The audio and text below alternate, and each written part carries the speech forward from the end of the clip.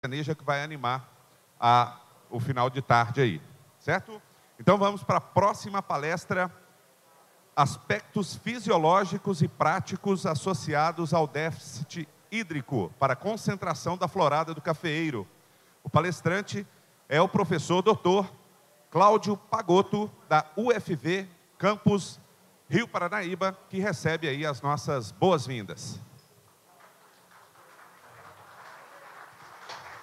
Obrigado.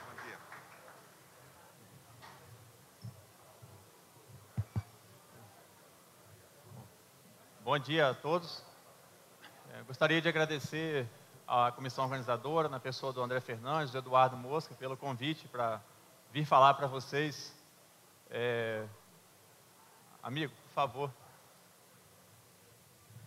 sobre aspectos fisiológicos associados ao déficit hídrico para a concentração da florada do café. Eu sei que é uma responsabilidade muito grande falar nisso, porque eu reconheço a importância do evento como um grande evento, um dos maiores eventos nacionais de cafeicultura irrigada.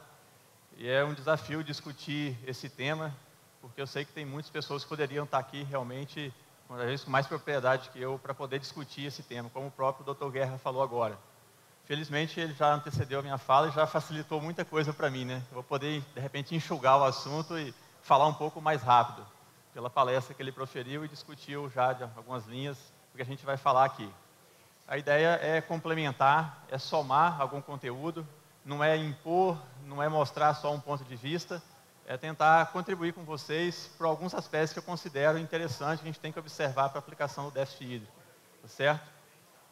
Bom, então a gente vai discutir esses aspectos e na sequência a gente vai apresentar alguns resultados de pesquisas que nós obtivemos muito focado na região do Alto Paranaíba, são trabalhos feitos em Rio Paranaíba, na universidade, em campo e em casa de vegetação também, para um clima mais de altitude, que talvez vai destoar um pouco do que a gente acabou de ver para algumas outras regiões do Brasil. Mas tem toda uma parte inicial que vai valer para a cafeicultura como um todo, e acho que isso vai ser muito válido para todo mundo, que são questões um pouco mais conceituais, talvez. Bom, a ideia é caracterizar o problema, que o Dr. Guerra já antecipou para mim, falou todo sobre ele, que é a desuniformização da maturação. Falar um pouquinho, resgatar a fisiologia da floração e frutificação, detalhar um pouco mais o que o Guerra colocou, para a gente poder entender por que essa maturação é desuniforme. Vamos ver quais são essas bases fisiológicas que hoje levaram a essa possibilidade de usar esse déficit para concentrar florada. Vamos ver um pouquinho de como a gente acompanha o nível de déficit na planta, que é extremamente importante para a gente entender e saber as respostas positivas ou não da tecnologia aplicada. Vamos ver como que esse nível de déficit associa-se ao estágio de desenvolvimento do botão floral para a determinação dessa questão de quando impor o déficit. E vamos falar um pouco de clima, porque não tem como falar de estágio de desenvolvimento, de nível de déficit, sem associar o clima. Então a palestra é muito bem focada na questão mais ecofisiológica e não envolve aspectos nutricionais e tampouco hormonais nas questões. E vou discutir alguns resultados que a gente obteve na região lá do Alto Paranaíba, no Cerrado, e a gente falar um pouco das considerações finais logo na sequência. Bom, o problema seria esse. A caracterização do problema é a desuniformidade de maturação dos frutos, que o Guerra já colocou, eu não vou me deter muito mais nesse assunto, que fala realmente de que na hora de se colher o café, nós temos aqui nas plantas, né? Amigo?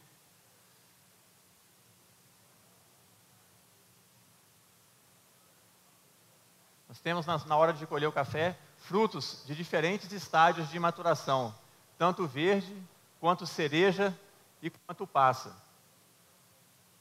E isso leva, realmente, ao problema que seria essa desuniformidade de maturação dos frutos, que vai ter problemas com a qualidade do café, problemas de bebida, questões de operações no custo de colheita, às vezes perda de rendimento por colher grãos verdes, como o Guerra falou, grãos ainda imaturos, e outros problemas associados ao manejo da cultura como um todo.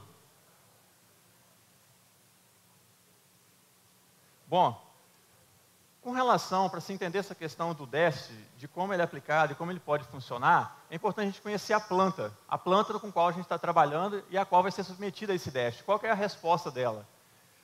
E a gente precisa resgatar um pouco desses conceitos do que é realmente a floração do café, desses eventos que levam à abertura da flor e depois que a flor se abre, os eventos que levam ao processo de frutificação. Eu vou falar aqui de forma bem breve, porque o foco é mais para mostrar os resultados para vocês. Mas a floração do cafeeiro, na verdade, ele é um processo, é uma fase, é um processo longo, não é momentâneo, não é rápido. Ele começa com um ramo plagiotrópico, um ramo produtivo nesse estágio e termina com esta última fase, que é a parte da florada em si. Então, muita coisa acontece ao longo desse caminhamento dessas flores, dessas gemas florais, até que elas se abram ou possam ter gemas sensíveis para se aplicar o déficit. Bom, inicialmente, nessa axila, essas gemas seriadas que estão ali, elas passam por um processo para que elas possam ser evocadas e induzidas a se diferenciar, a se tornar flores, a se tornar frutos futuramente. Esse processo, denominado aí de iniciação floral, vai trazer essa gema na condição florífera para que ela possa realmente se desenvolver, iniciar o processo de desenvolvimento, que ele é um processo longo e mais demorado. Bom, nós vamos falar um pouco disso aqui. Isso são fotos do professor Rena, que é um grande balizador desses conhecimentos também de fisiologia do café, eu tenho grande admiração, e mostra aqui esse momento de iniciação floral, que nada mais é, apesar dele ser muito pouco conhecido e estudado, o professor Rena faz questão de falar isso em todas as palestras que a gente assiste dele, porque pouco se conhece do que é esse processo de floração do cafeeiro, principalmente essas fases iniciais do processo, principalmente porque a gente não consegue ver direitinho o que está acontecendo, principalmente a olho nu, na axila foliar. Então são eventos misteriosos, ocultos, né, que acontecem na gema, mas que vão trazer essa gema para o processo de floração. Eu gosto sempre de colocar esse slide lembrando a origem do café, porque a planta de café ela vem com a genética, com um processo de evolução, que ela se origina dessa estação, de uma região da África, com estação seca, com região de clima ameno, a gente está falando aqui do café arábica. E muitas das respostas que a gente tem, praticamente todas, elas trazem consigo, estão amarradas ao que o café foi. Então, eu estou colocando isso daqui para falar do processo de iniciação floral. Bom, aqui tem um gráfico que mostra, julho, agosto até fevereiro, a taxa de formação de nós numa planta de café. Isso são dados lá do Alto Paranaíba, tá certo?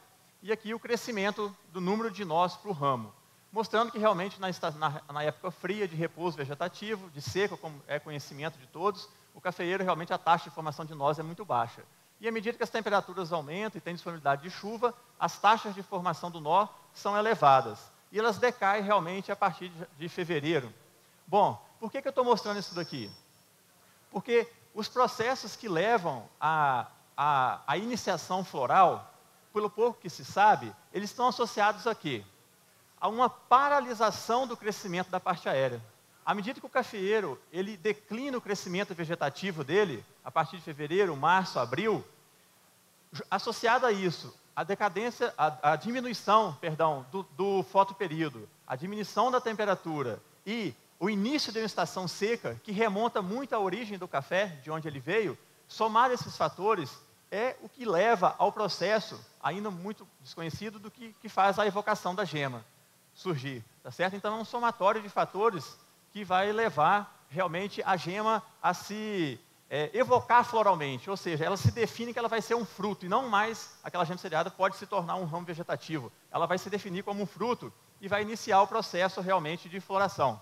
Depois disso, ela cresce até um determinado momento, diferencia as partes florais e entra num repouso vegetativo, que coincide realmente com a estação fria, nessa região de latitude que a gente está aqui no Brasil, coincide com a estação fria e com a estação seca. Porque no local de origem dele, essas gemas também passavam, o café evoluiu nessa condição, ela inicia o processo de floração, só que essa gema não cresce continuadamente. Ela passa por um repouso, porque se ela abrir a flor continuadamente, ela vai florir realmente num período que não tem água, ou tem baixa umidade hídrica. Então, o sucesso floral, o vingamento e pegamento disso aí, seria muito baixo. Então, essa floração que a gente chama gregária, essa forma do café concentrar a florada no final, naturalmente, nós estamos falando de déficit hídrico ainda, isso já vem na planta, já vem no cafeeiro ao longo do tempo. A gente não consegue mudar muito isso daí. A gente tenta mexer de alguma forma, mas tudo tem um limite, e a planta impõe esse limite para a gente. Então fica aí só esse recado, que realmente a planta, essa gema entra em repouso até que ela espere e complete os eventos todos, para que ela possa se tornar sensível a um processo de aplicação do déficit mais adiante. Bom, chegando mais para o final do desenvolvimento da gema, aparece esse estágio na planta. Final de julho, agosto, setembro, depende da região onde a gente estiver. Depende da altitude, do clima, isso varia com o genótipo, com o material, com um monte de coisa. Mas surge esse estágio que a gente reconhece hoje, a gente vai ver a questão de literatura, não sou eu que estou falando, é um pacote de conhecimento acumulado ao longo de um século, que essa gema, em esse estágio E4, já é uma gema que está ali completando os eventos fisiológicos, hormonais, anatômicos, para que ela possa se tornar sensível, uma vez submetida a um déficit, a hora que se retoma a água, ela possa realmente abrir em flor. Vou falar um pouco mais nisso mais para frente, mas esse estágio aqui é importante que todos memorizem, que são essas gemas realmente, o glomérulo, a inflorescência, totalmente aberta. A gente consegue, com uma certa facilidade, contar essas gemas. E essa questão da contagem vai ser algo que eu vou falar muito aqui, que eu acho muito importante, a gente conhecer esse processo. Depois, realmente, vem a fase, depois do estímulo, vem a fase de abertura da flor, que acontece, de fato, a florada, que é a última fase desse processo como um todo. Perfeito? Bom, isso é só uma contextualização do que está por vir. Então, vocês vão guardando aí um pouco de tudo. Depois que a flor se abre, ocorre a fecundação e o chumbinho começa a se desenvolver, ou seja, inicia uma nova fase, que é o processo de frutificação, que é praticamente uma gestação humana, né? Até que chegue aqui ao processo do grão cereja, quando a gente colhe. Bom, eu coloquei um gráfico aqui, só esse slide de frutificação que eu vou falar, que também são gráficos que a gente construiu essa curva com dados lá do Rio Paranaíba, a 900 metros de altitude, mostrando realmente o crescimento do fruto do café arábica até ele se completar como cereja. Então, isso aqui é lógico que isso varia. Na verdade, a planta de café praticamente tem cada fruto dela num processo de frutificação diferente, mas de forma conjunta, tem uma fase chumbinho, em torno aí de até a 6ª semana, coloquei aqui como final de setembro, a 15 de novembro, mas é lógico que isso pode variar, não é a rigor e definido, isso é só um balizamento, né, em que o café, muita gente fala que o fruto de café não está crescendo. Mentira, ele está crescendo e crescendo muito aqui, porque não é só o tamanho que importa, tá certo? Os processos de divisão celular aqui estão ocorrendo dramaticamente, de uma forma muito intensa, multiplicação celular que vai levar depois ao processo de expansão dessas células. Então aqui tem um crescimento, ele é suspenso a olho nu, mas internamente ele está acontecendo. E o cafeeiro, eu acho interessante falar que essa fase de chumbinho, ela também remonta às condições de origem evolutiva do café. Porque vocês imaginem, se vem as primeiras chuvas da primavera, essa chuvinha fraca, às vezes acontece em agosto, setembro, que compromete todo esse processo de qualidade, que apenas algumas gemas se abrem. Vocês imaginem se o cafeeiro, assim que formasse o chumbinho, ele já iniciasse a fase de expansão rápida. Ele iniciaria essa fase num momento em que as chuvas ainda não chegaram, tá certo? Então, essa fase aqui, ela está muito amarrada ao que o café era no processo evolutivo dele, tá certo? De ter uma região que ainda não tinha água suficiente para que ele crescesse de forma acentuada. Então, o cafeeiro passa por um estágio esperando realmente as chuvas virem, tá certo? Que vão vir mais para frente, de novembro a janeiro, para que aconteça o processo de expansão. Essas células crescem, obviamente, define-se ali o pergaminho, né, o endocarpo, e define-se o tamanho da peneira e tudo mais. A gente não vai entrar muito em detalhe nisso. Bom, mas é uma fase realmente que a água é extremamente importante para se expandir o fruto e definir tamanho de peneira e tudo mais. Bom, mas vamos seguindo, que é só uma breve visão do todo. Inicia-se depois, eu coloquei aqui de janeiro a abril, o processo de granação, realmente, que é o momento que a planta vai encher, formar o endosperma e formar a colheita, né, que vai ser retirada da planta, né, o processo de granação, em que realmente a planta exaure pelo processo fotossintético, as reservas que ela tem, e se desgasta nesse processo para encher os frutos. E no final, sem também entrar muito em detalhes, no final vem o processo de maturação, que são transformações mais externas, mais na polpa, na camada externa do fruto, que vão levar realmente ao momento de se colher o café. Quisera ser todo ou parcialmente a grande porcentagem de cereja. Bom, e colocou aí uma colheita aí feita em junho, algo muito particular na nossa região também, porque é mais de altitude, mais frio, o café é colhido um pouco mais tardiamente também. Bom, visto isso, o que eu quero dizer para vocês? Está meio lento. Bom, imaginem só o Dr. Guerra já falou disso aqui, particularmente, eu só estou detalhando um pouco mais. Vocês imaginem que no momento da colheita, nós temos esses 3 estágios na planta de café, tá certo? Uma colheita feita em junho. Então, acompanhem comigo. É um raciocínio muito simples, não falar, pessoal, mas isso é óbvio. É óbvio, mas vale a pena a gente retratar. Se esse fruto está cereja, nesse ponto, na hora de colher, quer dizer que ele veio de um processo de frutificação que começou quando? Começou lá na florada, no chumbinho, uma florada que aconteceu em setembro. Aí decorreu toda a frutificação, esse fruto está cereja em junho. Lógico. Aí o que eu coloco é o seguinte, para que acontecesse uma florada aqui em setembro, esse fruto, ou melhor, a gema que deu origem a esse fruto,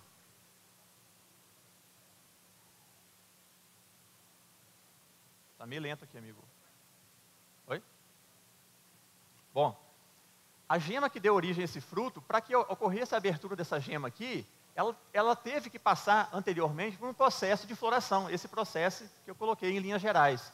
Esse processo de floração, que começou quando? Começou lá atrás, em março, com a iniciação floral, onde aconteceram todos esses eventos que levaram à evocação da flor, como para se tornar um fruto. Então, olha só, em março de um ano, está se definindo o que vai ser o cereja no ano seguinte. Bom, vamos olhar a outra situação, que é esse grão que já está seco.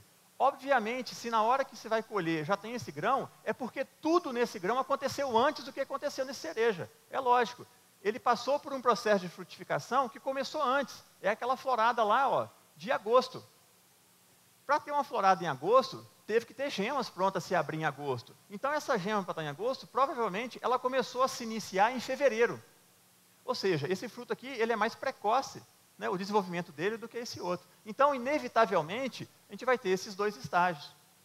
Obviamente, o fruto que está verde na hora de se colher, e muitas vezes é um fruto, às vezes, que ainda está mal granado, e se colhido dessa forma tem perda de rendimento, tudo nele aconteceu depois, em relação a esse cereja. Ou seja, ele vem de uma florada mais tardia, outubro, novembro, dezembro, como quiserem, e para essa gema só se abrir em outubro, é porque ela não estava formada ainda, porque ela se iniciou floralmente lá em abril. Isso é só um exemplo hipotético, é lógico que isso aqui pode variar, mas que mostra o seguinte, inevitavelmente a planta de café acontece isso aqui.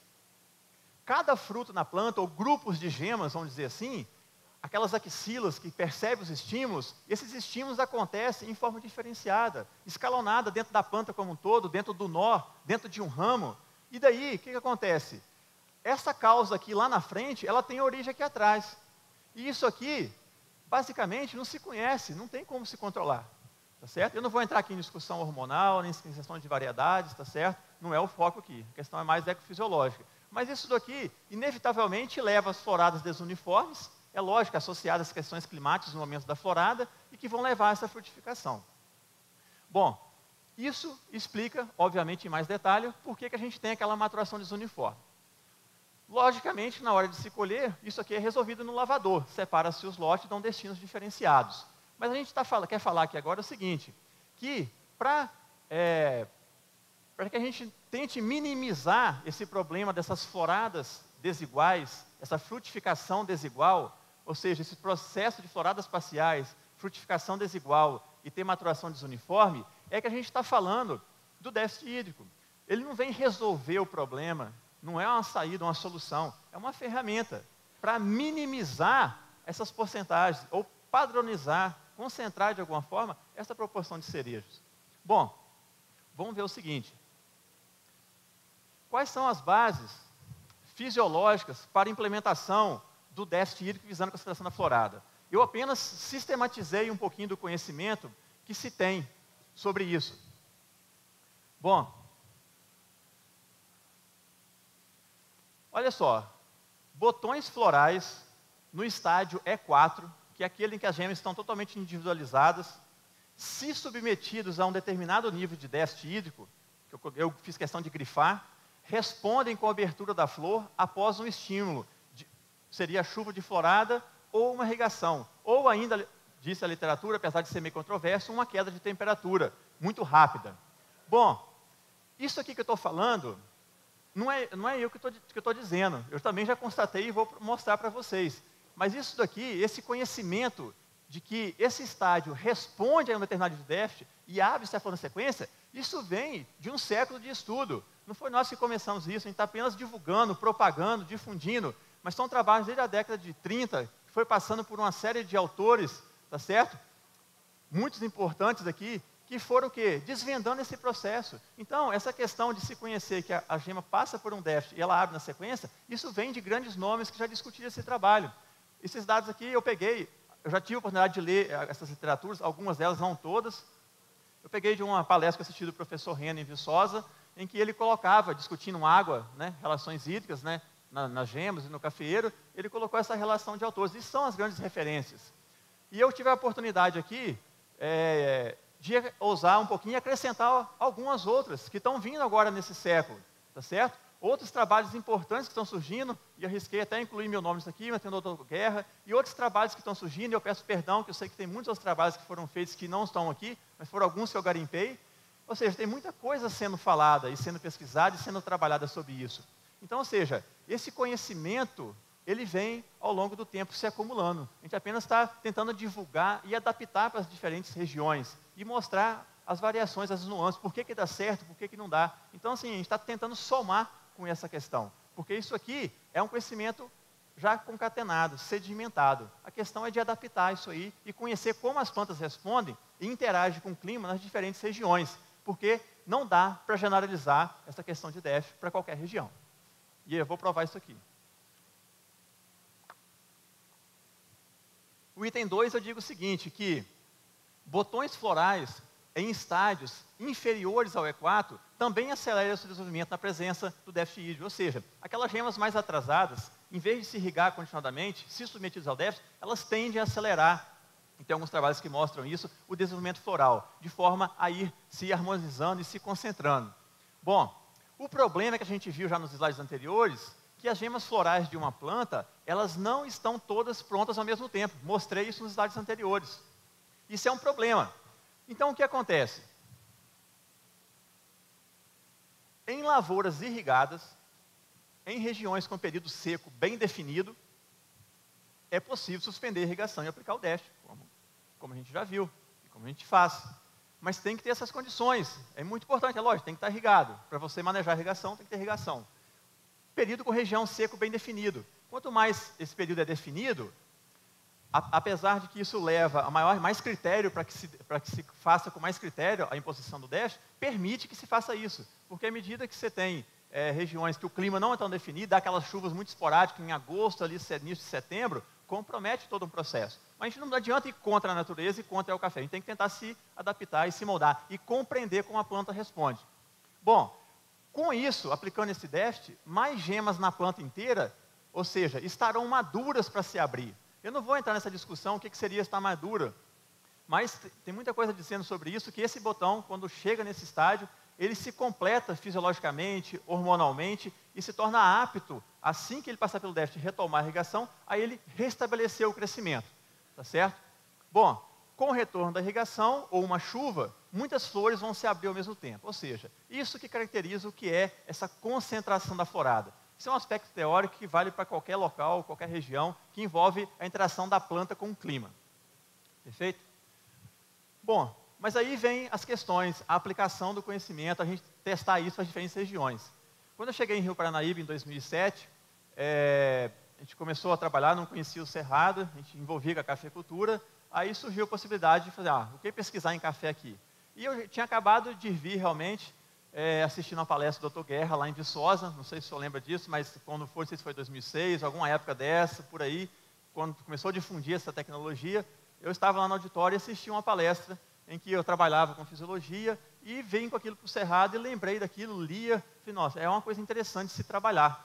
E a gente começou a associar nas fazendas e tentar desenvolver alguma coisa. Então, assim, os primeiros trabalhos, na verdade, o meu trabalho não foi esse aqui já é um terceiro trabalho que a gente fez, mas ele tem uma história calcada nessa questão do déficit, nos trabalhos encabeçados aí, nessa difusão de tecnologia que o Dr. Guerra fez, tá certo? Com muita coragem, tá certo? Para poder difundir e entrar no mérito dessa discussão, porque realmente ela gera muita polêmica. Bom, esse aqui não foi o primeiro trabalho que eu fiz, mas foi um trabalho que a gente começou em 2010, tá certo? Transplantando o café. Então, se vocês observarem aqui, A gente usou mudões e os experimentos lá, eu precisava cultivar essas plantas até que elas entrassem no processo de floração, por mais de 18 meses. Eu não faço esses experimentos com um vaso de 10 litros, 5 litros ou 15 litros. Minimamente, se pudesse colocar uma caixa d'água ali, a gente colocaria. Mas a gente vai para 200 litros, que é o que a gente considera algo razoável, minimamente coerente para se trabalhar com pesquisa e café e colocar uma planta perene num vaso por muito tempo. Então, assim, tem muita coisa, às vezes, que é feita e enclausura uma planta ali no sistema radicular tão comprimido, e isso não se traduz as respostas que se tem depois, que se possa aplicar isso no campo de alguma forma. Bom, isso é só um parênteses. Cultivei essas plantas de abril de 2010, quando foram transplantadas, até setembro de 2011. Foi quando a gente realizou o experimento de déficit. Então as plantas estavam com esse aspecto, 50 plantas de forma homogênea, um catuai AC144, de forma homogênea, cultivada ao longo de 18 meses, de forma idêntica. Tá certo? Bom, o que era o objetivo desse trabalho? O que eu queria nessa época? Eu já tinha feito alguns trabalhos em campo, mas um outro projeto, eu queria saber o seguinte: eu queria determinar qual que é o nível de déficit que é necessário a gema estar, a planta, para que a gema responda a hora que voltar a água. Poxa, mas a literatura já fala quanto que é, a gente vai ver. É lógico que tem alguns referenciais, a gente não saiu do nada, graças ao conhecimento que já tem acumulado ao longo do tempo, que eu vou mostrar aqui na sequência. Mas eu tinha esse objetivo central. Fiz um experimento na estufa, porque eu isolava a chuva, é lógico.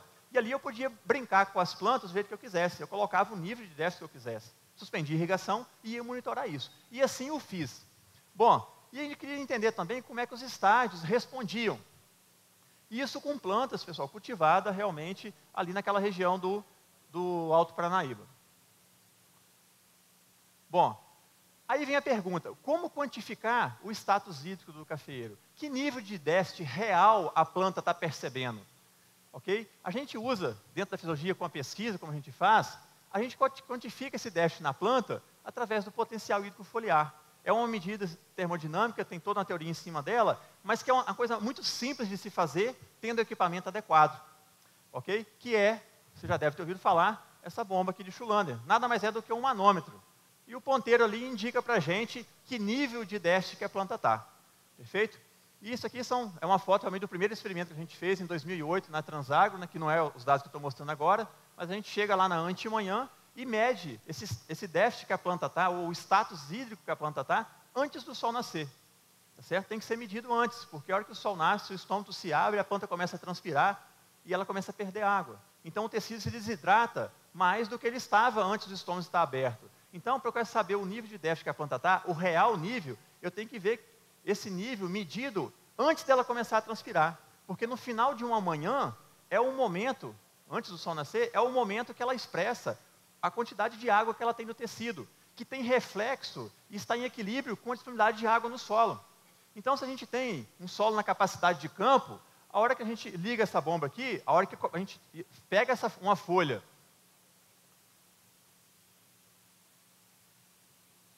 são detalhes, né? Ele é pressurizado com nitrogênio, não vou entrar nesses detalhes, mas olha só. Bom, passa aqui. A bateria aqui está pifando. Bom, a gente retira uma folha do cafeeiro, coloca ela de ponta cabeça dentro dessa câmara e pressuriza, libera a pressão. E a gente acompanha o ponteiro. A hora que a primeira gotícula de seiva, ela aparece, ela é exudada no pecíolo, a gente fecha e faz a leitura do manômetro, a leitura da pressão, simplesmente.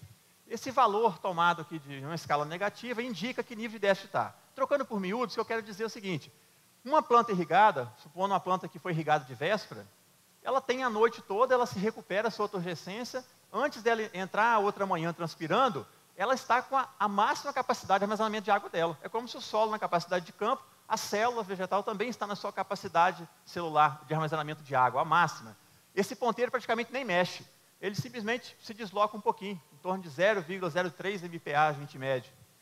À medida que essa planta vai entrando em déficit, esse ponteiro começa a subir, e quanto mais ele sobe, maior o nível de déficit. É o nível de déficit que a literatura coloca, que é o déficit que a gente queria descobrir, o déficit que vai induzir o processo de floração após o retorno da irrigação. Então, olha só, eu fiz aqui uma seleção dos únicos, dos únicos é mentira minha, tem mais alguns, tá certo? Trabalhos em que se coloca qual que é o valor que esse ponteiro tem que marcar para que a hora que voltar a água, essas gemas se abram. Então, olha só, são trabalhos realmente já lá de trás, no ano que eu estava nascendo, já tinha aqui, olha, valores, já tinham pesquisadores que já estavam aqui, olha, definindo que a folha, o cafeeiro, precisaria ter esse nível de déficit no tecido para que a hora que voltar a água, a flor se abriria. E tem uma série outra de autores, muitos mais recentes também, que já colocam valores diferenciados. Ou seja, todo mundo estudando isso de alguma forma, está levando, hoje vendo e assistindo as palestras, igual o Dr. Guerra coloca, e analisando a literatura, a gente vê que está todo mundo falando a mesma coisa, todo mundo caminhando para as mesmas conclusões. O conhecimento, ele se afunila, ele não destoa, ele sempre se converge de alguma forma. A questão é adaptar isso e entender as respostas para cada situação, cada lavoura, cada talhão, cada região, sem generalizar. A gente vai ver isso daqui. Mas eu queria saber o seguinte, qual que é esse valor aqui realmente? Será que é 0,8 MPa que precisa?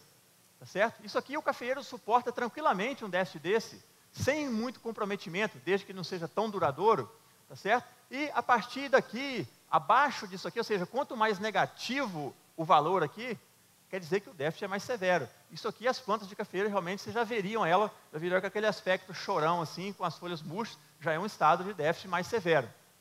Bom, então assim que eu fiz, dessa forma, a minha ideia era fazer o quê? Estabelecer diferentes níveis de déficit e retornar a irrigação. E assim eu fiz. Foram poucos tratamentos apenas, em que eu defini o seguinte, eu queria plantas irrigadas, em que o déficit estava lá, o ponteiro nem mexia. E suspendi a irrigação e fui acompanhando, medi todas essas 50 plantas, eu media a cada um dia ou 2 dias para saber como é que estava decaída. Enfim, eu agrupei, olha só que interessante, eu peguei 40 plantas e suspendi a irrigação de todas, as irrigadas ficaram irrigadas. E fui medindo todas essas plantas. No final aquelas plantas que vocês viram lá, no final de 4 dias sem irrigar, 4 dias, isso no mês de setembro, vou mostrar os dados de clima. No final de 4 dias, eu tive um grupo de plantas, de 6 plantas, que eram 6 repetições, atingiu um valor médio de 0,7 MPa. Nesses mesmos 4 dias de aplicação de déficit, de suspensão de irrigação, um outro conjunto de plantas, idênticas, cultivadas por 18 meses lá na estufa, elas já atingiram menos 1,4. É como se fossem as plantas tudo igual, só que um grupo já atingiu esse nível de déficit. Aqui o nível de déficit era dobrado. Outro grupo de plantas precisou apenas mais 2 dias, além desses, com 6 dias eu consegui um grupo de plantas com menos 2 MPa. E nos mesmos 6 dias já tinha um outro grupo com menos 2,8. Sem mostrar resultado nenhum para vocês do que está vindo aqui na frente, a gente já vê que nisso aqui mostra que as plantas perdem água a taxas diferenciadas, dependendo de um monte de coisa. Depende do solo que essa planta está, tá certo? Depende de adubação, depende do clima, principalmente, que essa planta está, da altitude, do déficit de pressão de vapor, da temperatura, do manejo, espaçamento, a velocidade, o porte da planta, cultivar. Ou seja, tem uma dezena de fatores que levam as plantas a perder água a taxas diferenciadas. Então, no final de mesmo período, essas plantas, elas podem estar com déficits maiores ou melhores. Plantas que eu julgava idênticas, se o mesmo período igual, já tinha diferenciação. Então, isso aqui já me alertava para ver o seguinte, e vocês estão pensando aí, poxa, só 6 dias de déficit já foi suficiente? Vamos ver. Porque o mais importante que eu queria aqui era o quê? Era o nível de déficit. É isso que era o objetivo, era bem focado o trabalho que eu estava fazendo. Esse aqui eram os dados do mês do ano, né, de 2011, e o experimento foi feito aqui em setembro. Tá certo? E vocês vão ver por que eu fiz ele em setembro. Fiz aqui nesse início de setembro. Foi uma época realmente que as temperaturas aumentaram, tá certo? E que levaram realmente àquela desidratação em tão pouco tempo, em torno de 4 a 6 dias. Bom, isso aqui é extremamente importante, vai ser um grande recado aqui da palestra, é monitorar o clima, tá certo? Isso a gente vai falar um pouco mais no final. Bom, vamos lá. Por que eu fiz esse trabalho no início de setembro? Porque eu precisava impor um déficit quando tinha uma quantidade de gemas que, teoricamente, a gente já sabia que respondia ao déficit. Ou seja, aquela gema no estádio E4, que são essas barras cinzas aqui, olha. Então, se vocês observarem aqui, numa média, tá certo? Uma média aqui, as plantas basicamente estavam bem homogêneas, não sei essas plantas que foram agrupadas aleatoriamente, ao acaso, na testemunha, mas quando eu impus o déficit, eu tinha pelo menos aí em torno de 60%, calculei esses dados médios, 61% de gemas no estádio E4, supostamente, ou conhecidamente, aquele estádio que responde à aplicação do déficit, tá certo? Então eu não apliquei um déficit nos estádios anteriores do desenvolvimento do botão floral, eu esperei atingir uma quantidade de gemas, que eu entendia que já ia responder, e assim apliquei o déficit, para tentar isolar o efeito do nível de déficit. Qual que é o resultado que a gente obteve? Esse aqui é um dado novo, a gente não publiquei esse dado ainda, e estou mostrando para vocês aqui. Olha só, diferentemente disso aqui, apareceu nesse gráfico de baixo, após retomar a irrigação, uns 10, 12 dias, apareceram as flores, que é a barra branca. E aqui embaixo está os níveis de déficit, tá certo? Aqui é o irrigado, e aqui 0,65, 1,43, 1,96, menos 2,8. E o que a gente observou? Isso aqui que eu vou mostrar aqui para vocês, é um ajuste que eu fiz aqui provisório, a gente tem essas curvas ajustadas, tem todos os modelos definidos, mas mostrando claramente que o quê? À medida que a gente aumenta o nível de déficit, eu tenho uma resposta, de certa forma, gradativa, aumentando a porcentagem de flor que surge, mostrando realmente que tem uma relação direta do nível de déficit que se coloca na planta, até que nível ela desidrata, e a porcentagem de flor que vai se abrir depois. Observem isso, olha, com 0,65 aqui, olha, é uma resposta que vai aumentando, aumentando. E chega a alguns valores de déficit aqui para baixo, que os incrementos são decrescentes. Não adianta tanto desidratar a planta, tá certo? Ou levar uma planta num estresse muito violento, ou muito severo, a gente diz, porque as respostas, às vezes, de incremento já não são tanto. Ou seja, se vocês observarem agora, o estádio E4, que é esse estádio aqui, olha, um estádiozinho mais atrás, o estádio que foi convertido, né, para flor, a gente percebeu o seguinte, que à medida que a gente aumenta o nível de déficit, a gente consegue converter mais gemas nesse estádio E4 em flor. Então, o 0,65 converteu essa quantidade de gemas nessa quantidade de flor, mas ainda ficou gema aqui que não foi convertida. Mesmo porque parte das gemas atrasadas converteram nesse estágio, tá certo? E parte dessas ainda não se conseguiram converter em flor, para aquele nível de déficit. E à medida que a gente foi aumentando o nível, observem aqui, que foi decaindo. A gente conseguia, a planta, ela respondia com a maior conversão de gemas do estádio E4 para a flor, mostrando que o nível de déficit é extremamente importante. Não é qualquer valor de déficit na planta que vai responder com florada. E é isso que na prática está acontecendo, que muitas vezes tem insucesso. Vocês vão ver aqui. Muitas vezes, a hora que se retoma a irrigação num talhão ou numa lavoura, não tem, tá certo? Não, essa planta não atingiu ainda o nível de déficit que poderia abrir aquela gema. Essa planta deveria ser desidratada mais ainda. Vou provar também e mostrar aqui que muitas vezes o nível de déficit que a planta já está, às vezes já é suficiente. Só que a gema ainda não está no estágio. Ou seja, existe uma interação aqui do estágio com o nível de déficit, e obviamente com o clima, com algumas outras coisas também, nós vamos pensar nível de déficit, estágio e clima, que vão conspirar, vão convergir para o sucesso ou não da tecnologia. Bom, olha só o que eu cheguei de conclusão. Com valores aí de 1,2 a menos 1,8, a gente conseguiu aqui em torno de 70% a 80% de flores. Ou seja, é o que eu falei para vocês, toda a literatura, todos os trabalhos que estão sendo feitos, mais antigos e mais recentes, eles estão se convergindo, inclusive esse que a gente fez lá, está se convergindo para potenciais hídricos de menos 1,2, menos 1,5, menos 1,8, menos 2. São déficits que a planta tolera isso de certa forma. Abaixo de menos 2 já é muito complicado. Agora depende muito da duração desse déficit também, que a gente não discute muito isso aqui, mas o tempo que essas plantas ficam submetidas. Porque às vezes o déficit é moderado, só que fica por um longo tempo, isso também tem prejuízos. O que vocês têm que também ter uma noção é o seguinte, vocês lembram que foram apenas 4 ou 6 dias que a planta ficou para atingir o déficit.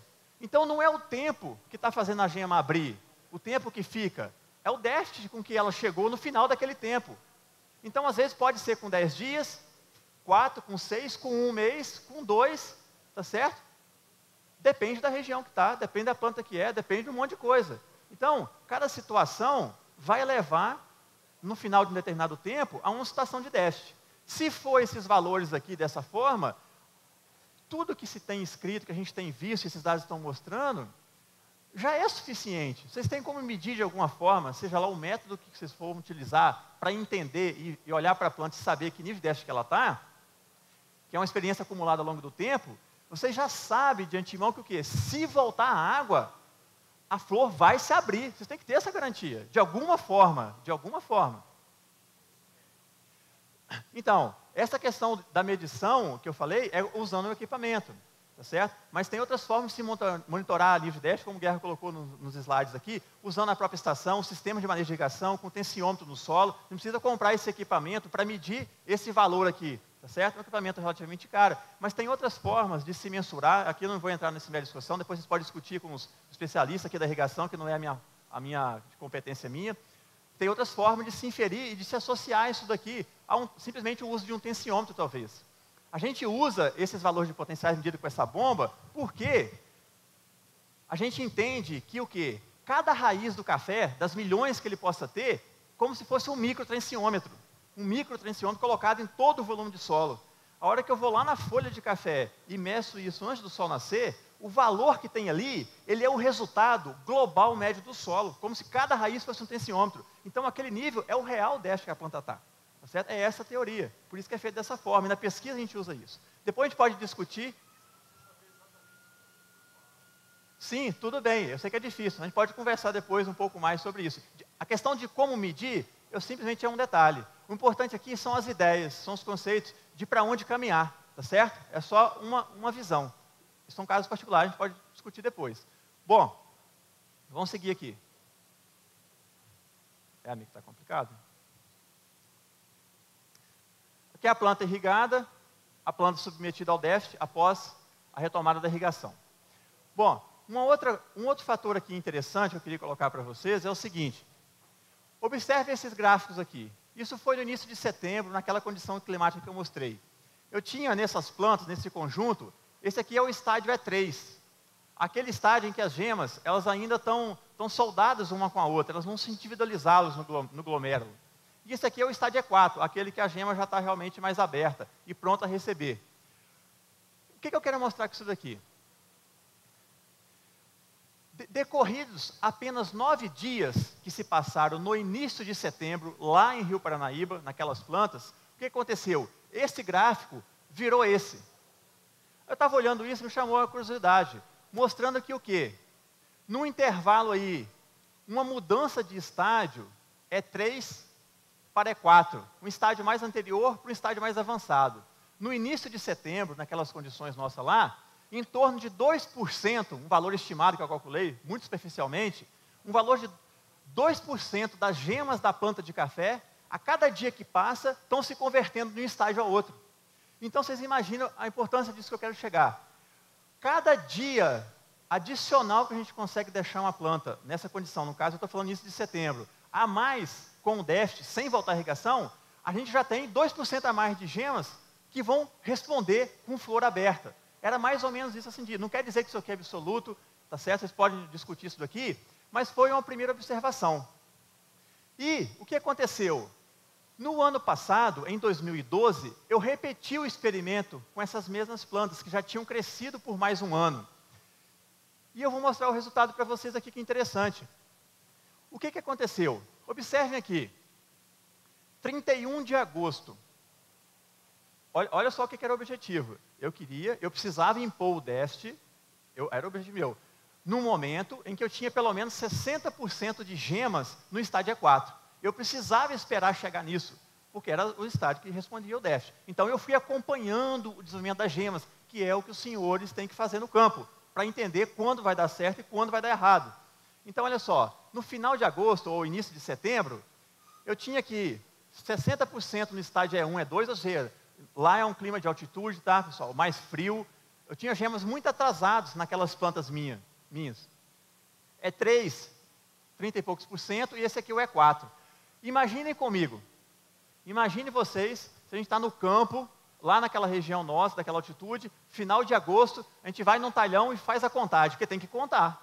Quem não vai lá e não conta o ramo e não consegue identificar os estágios, não vai saber o que está acontecendo, vai fazer tudo chutado. Tem que ir lá dentro da planta ver isso.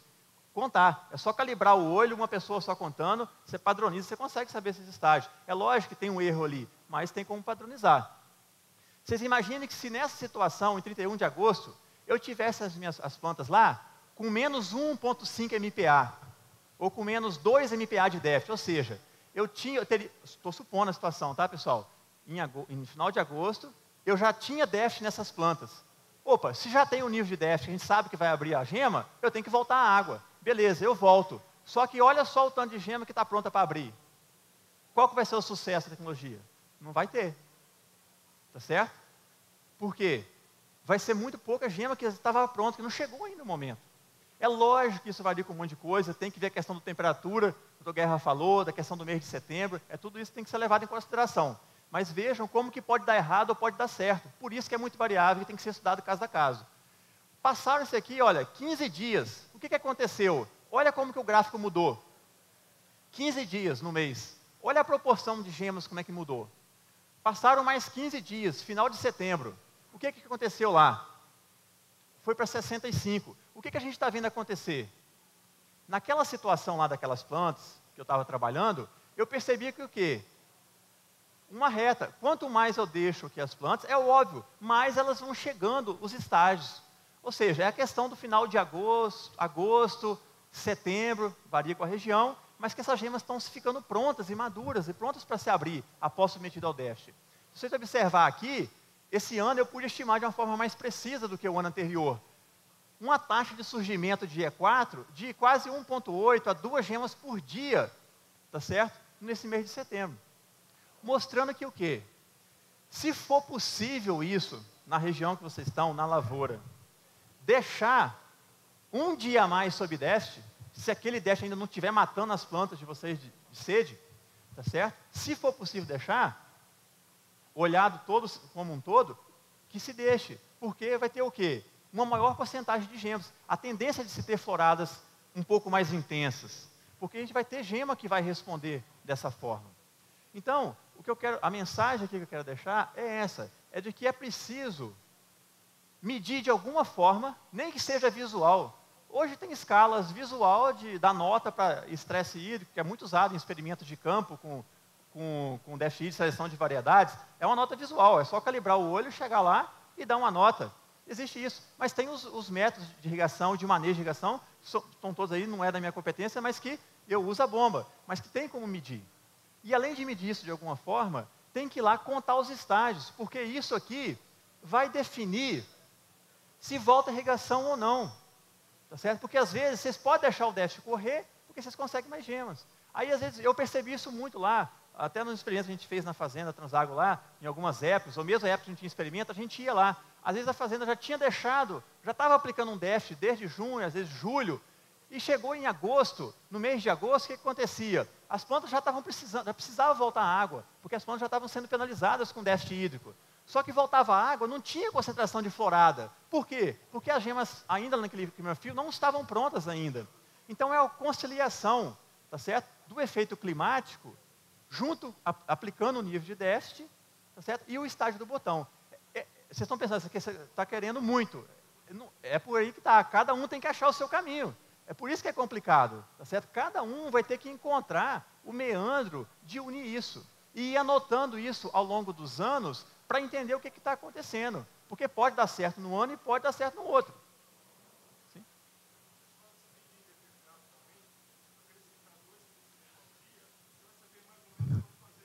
Tá, não, mas por favor, o gráfico induza isso, mas por favor não faça isso, tá certo? Porque às vezes você vai generalizar a essa região que eu estou, para uma outra região que você está, com outro material genético, esse gráfico ele pode subir mais em pé ou mais deitado, depende de um monte de condição. Então, por favor, não conclua dessa forma, que é 2% ao dia. Esse dado é dessa forma, tá certo? É um balizamento.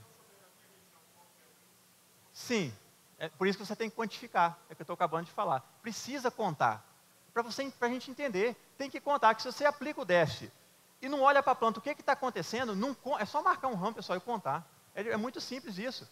E faz isso todo ano, porque isso vai te dar ideia. Bom, conta antes de aplicar o déficit e conta depois, porque tem que saber quantas flores foi convertida.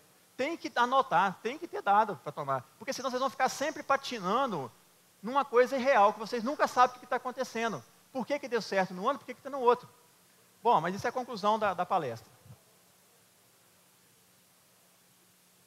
O tempo é esse aqui mesmo, amigo? 2 minutos? Cadê o mosca?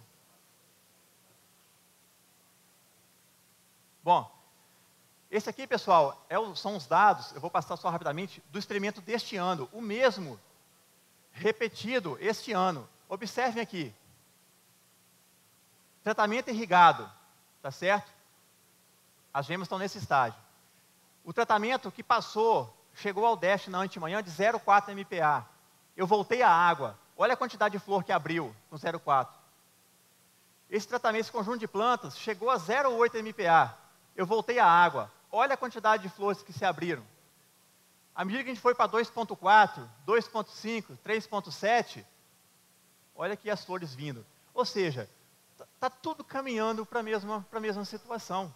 Que déficit diz aí em torno de, abaixo de menos 1,5, alguma coisa assim, menos 1,2, 1,5, 2, têm sido, tá certo, responsáveis por garantir realmente a abertura dessa flor. Agora que vem a questão. A gente mediu também as trocas gasosas das plantas, a gente faz os experimentos e mede a taxa fotossintética. Então, o que quero deixar um recado para vocês? Não adianta querer se frustrar e achar que não tem alguma penalização para essa planta que foi submetida a um déficit. Por mais que às vezes ela não seja significativa na medida da produção, ou ela seja mínima, olha só, alguma perda de certa forma tem. E quanto mais esse déficit se perdura, tá certo? Ou quanto mais severo ele é, essa perda pode se traduzir em perda do crescimento. Vocês imaginem que isso é feito às vezes em agosto, setembro, quando a temperatura já está aumentando, o ramo já está crescendo, então tem crescimento celular acontecendo. Então a água é importante para esses processos todos. Então, observem a curva. Eu não quero assustar vocês com isso, mas tem que saber que é dessa forma.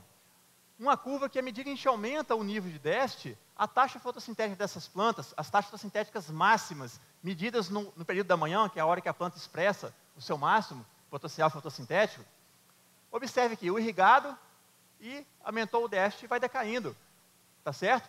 Isso é natural de acontecer.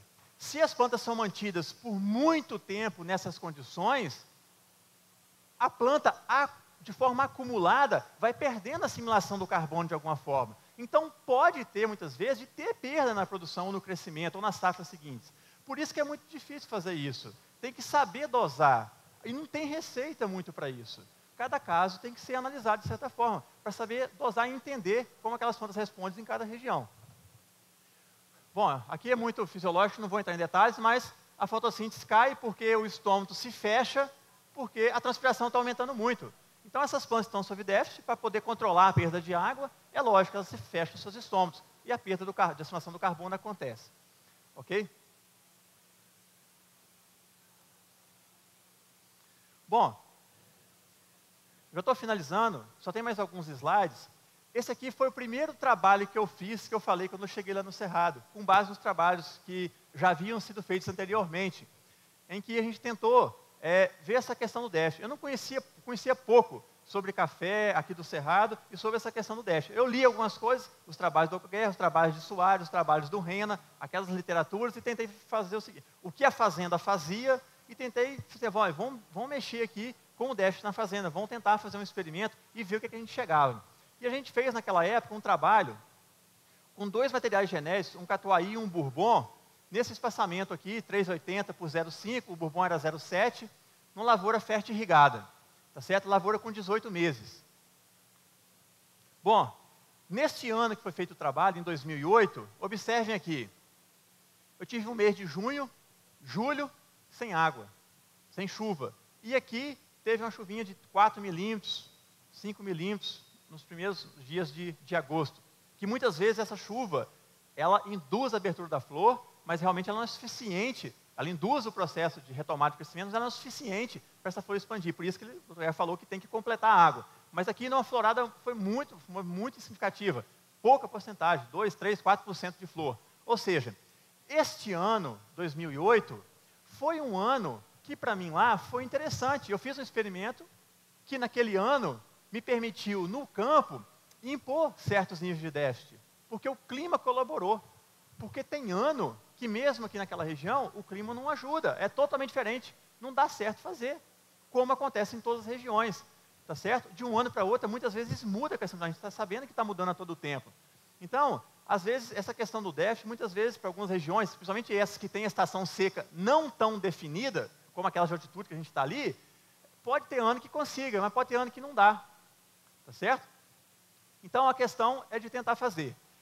Pessoal, coisas simples de serem feitas, que também é um recado para ser feito. Simplesmente fechamos as linhas de irrigação, as pontas das ruas, e fizemos um experimento com todo o rigor que a gente conseguia fazer para aquela época. Mas, ou seja, por que não? Os pesquisadores, consultores, vocês, produtores, não podem fazer isso também, tá certo? Simplesmente fechar uma ponta de rua em diferentes épocas, de alguma forma, e ir lá acompanhar essas plantas, para vocês entenderem o que foi feito na fazenda como um todo, e o que vocês fizeram diferente em algumas linhas, qual foi o resultado, e comparar, e tentar chegar numa otimização do processo, que só é feito isso com, não é eu que vou falar para vocês o que tem que ser feito, tá certo? Nem ninguém vai falar isso para vocês, vocês vão ter que aprender ao longo do tempo como fazer. Nessa época, eu defini lá vários tratamentos, eu não vou detalhar todos, tá certo? Mas foram déficits bem duradouros, de junho a setembro, porque lá as chuvas sempre vêm no início de setembro, em algum momento essas chuvas estão acontecendo, a média histórica, final de agosto, setembro. Então tem que voltar, eu tentei sempre voltar a água antes da chuva vir, porque eu queria ver o efeito da irrigação e não da chuva, tá certo? Bom, e fiz vários testes lá. Eu não vou detalhar todos esses aspectos para vocês, porque eu quero mais é mostrar a ideia, é a visão geral. Olha esses dois gráficos que eu achei muito interessante. Foi a minha primeira experiência com déficit hídrico e florado. Esse aqui é o Catuai, aqui é o gráfico do Bourbon. Aqui, essas bolinhas aqui, ó, é o tratamento irrigado no Catuai, o irrigado no Bourbon. É aquele ponteiro da bomba que eu falei que nem mexeu. Ele ficou lá em cima, sempre irrigado, a planta sempre irrigada. E essa curva que desce são as plantas sob déficit. Aqui eu fiz essa curva, ela representa o quê? Ela representa uma média de todos esses tratamentos com déficit.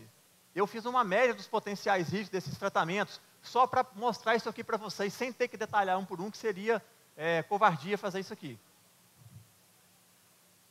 Aqui é o Catuai, final de junho, 14 de julho, final de julho, agosto, final de agosto, setembro. Essa é a decaída do potencial hídrico para aquela região lá, 900 metros, naquele catuazinho de 18 meses. Observem que as grandes quedas de potencial hídrico, realmente, o momento em que a planta de café lá na nossa região experimentou o déficit de fato, foi aonde? Lá no finzinho de agosto, que foi quando o quê? As temperaturas subiram. Porque lá, como o clima é muito frio, elas suportaram o déficit por um longo período, mas não chegaram a atingir um nível de déficit muito suficiente, por causa do clima de altitude. Isso aconteceu nesse caso. Então, a decaída foi dessa forma. No final do período, uma média, eu cheguei, antes da chuva voltar, né, que eu retomei a água antes, no Catuai, a menos 1,23. No mesmo período, para a América dos Tratamentos, o Bourbon chegou no final do mesmo período a só apenas 0,76. E sabe o que era a diferença de um material para o outro? Bom, era o material genético, o Catuai e o Bourbon. Tinha um carreador separando os dois. A lavoura era 18 meses de idade, manejada praticamente de forma idêntica. Ou seja, nós tínhamos dois materiais genéticos em que a velocidade de desidratação foi diferente para os materiais. O Bourbon, no final desse período todo, naquela condição, ele ainda não experimentou um nível de déficit suficiente para induzir a flor, pelo que a gente viu agora naqueles outros resultados que eu mostrei. O Catuai, de certa forma, já atingiu um nível aqui, olha, médio, mais razoável, mostrando que os materiais genéticos perdem água a taxas diferentes. Então, muitas vezes, vocês vão ter um talhão de um material que vai chegar ao nível de déficit já suficiente para voltar a água e abrir, mas outro ainda não. Então, é questão de conhecer cada caso, para se fazer o manejo. É uma forma que eu penso. Tá certo? Apesar de não ter essa experiência tão prática, não tem oportunidade na universidade de sair muito, por causa, ainda mais num campo de implantação como o nosso, de tentar ir para essa fazendas e fazer muitos experimentos. A gente faz o que a gente consegue fazer, tá certo? Dentro das nossas possibilidades, porque é um trabalho hercúleo realmente fazer tanta coisa. Mas a gente fez o que pôde ser feito com um critério que a gente acha que é interessante. Nesse experimento, aqui é o tratamento irrigado. Não teve ainda conversão de flor, de E4 para flor. Isso obviamente vai acontecer quando vier uma chuva. E foi o que aconteceu depois. O tratamento com déficit, ou seja, uma média de todos aqueles, eu consegui em torno apenas o quê? De 43% de flor. Hoje, depois que eu fiz esse segundo experimento lá, hoje dá para entender um pouco por que a gente obtive apenas essa flor. Teve tratamentos aqui que foi a 62%, que foi aqueles tratamentos com maior nível de déficit. Mas teve outros que foi menor que isso. Por isso que deu uma média aqui de 43%. Mas a ideia aqui minha é só mostrar para vocês que o nível de déficit ele é importante e vai ter uma conversão de flor. Depende da gema estar pronta e depende do déficit que se atingiu. O Bourbon, observe aqui, eu consegui o quê? 12%. Mesmo depois daqueles períodos todos, a hora que eu voltei a água na planta, não teve abertura de flor com a volta da irrigação, porque as gemas do Bourbon ainda estavam mais atrasadas. Eu ainda na época, a gente contou, tem uns dados que eu mostrei, não estava muito pronto ainda, nesses dados. Ou seja, na minha inexperiência com a cultura, com essa questão do déficit, foi os primeiros resultados que eu tive e começou a balizar alguma coisa, certo? É um aspecto das plantas. E já estou finalizando aqui. Esse é o tratamento irrigado, e esse aqui é um do tratamento que o déficit foi o maior possível, teve 62% de flores abertas após a retomada da irrigação. Essa é a porcentagem de cereja, tá certo? Ou seja, 70% aqui de cerejas contra 41% aqui no irrigado. E os outros tratamentos de déficit também, ou seja, também a gente obteve uma porcentagem de cereja mais alta. Esse dado mostrou também o seguinte, que de uma certa forma ou não, o déficit hídrico, mesmo que naquele momento em que ele não houve abertura da flor com a retomada de irrigação, de uma alta porcentagem, ele ajudou as gemas a se desenvolverem e concentrou a florada, não às vezes numa única, mas encurtou os períodos de florada, às vezes diminuiu de 4 para 3 para as 2, ou seja, encurtou o período em que aconteceram as floradas. Aí na hora de se colher, teve essa resposta. Ok? A gente teve maior porcentagem de cerejas, obviamente, na onde teve o déficit. A porcentagem de verdes, né, no café beneficiado, foi maior onde estava irrigado continuamente e menor onde estava no déficit, com uma variação entre os genótipos, não quero discutir isso. A produtividade, naquela lavourinha lá, no caso, aqui estão os tratamentos, teve tratamentos aqui que vocês observaram, olha, que inclusive foi tudo igual para a gente, né, na pesquisa, teve umas decaídas, mas estatisticamente para a gente é tudo igual. Algum nível de déficit que concentrou a flor, foi um déficit aplicado no final de julho, agosto, foi suficiente para ter uniformidade de maturação, sem perder produtividade de alguma forma. É lógico que isso aqui não quer dizer que isso vai acontecer em todo lugar. Muitas vezes a gente faz isso e tem perdas. Depende da situação de cada caso, tá certo? Passa aí, amigo, porque eu não estou conseguindo passar. Passa, por favor, porque não está passando.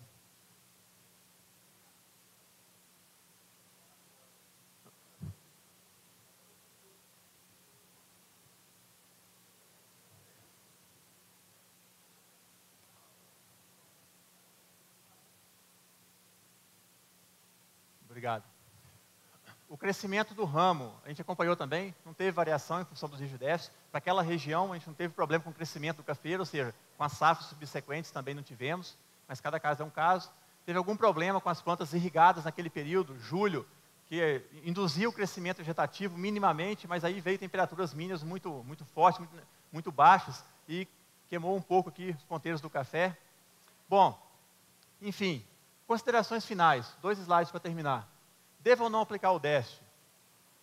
Aí vocês façam um julgamento, tá certo? A questão é, qual que é a receita? Não tem receita, tá certo? Eu entendo que é preciso que se faça as pesquisas de formas regionais, de formas locais, para se afunilar, para se conhecer melhor o que se faz em cada região. A tendência de se dar certo, às vezes, é muito grande, de certa forma. Ok? Identificar a melhor estratégia por lavoura, talhão, e não copiar o que o vizinho faz. É um recado. Bom, e para finalizar, considerações finais. É importante reconhecer e quantificar os estágios de desenvolvimento dos botões florais. Tem que saber, pessoal, é só ir lá e contar o que é 3, é 4, para ter uma ideia do que está acontecendo com a lavoura. É importante quantificar, por algum método, seja qual for, que nível de déficit que a planta está, para ter uma ideia se volta ou não. E associar o que é isso? Com o clima. É preciso ter uma medição de clima, nem que seja de chuva e temperatura, para saber por que a flor abriu ou não abriu, por que chegou aquele nível de déficit tão rápido e o outro ano não foi, tem que ter essas informações acumuladas ao longo dos anos para ver se foi positivo ou não, por que um ano deu certo, por que um ano não deu. Se não anotar nada, a memória vai apagar, no outro ano se esquece o que foi feito. Então é preciso monitorar o clima, não tem como isolar essa questão de déficit sem conhecer o clima que está ali em volta. Pra vocês terem uma ideia do quanto importante isso é, em 2009, 2010, eu fiz um outro experimento na fazenda. O que aconteceu? Eu estava com vários tratamentos de déficit e, no dia que eu voltei à irrigação, veio uma chuva de 50 milímetros. Ou seja, até os tratamentos irrigados floresceram. Naquele ano eu não tive como ver o efeito realmente da chuva. Então, assim, mostra que tem ano que dá certo e tem ano que não dá. Bom, pessoal, era isso. Eu agradeço a oportunidade. Estou à disposição.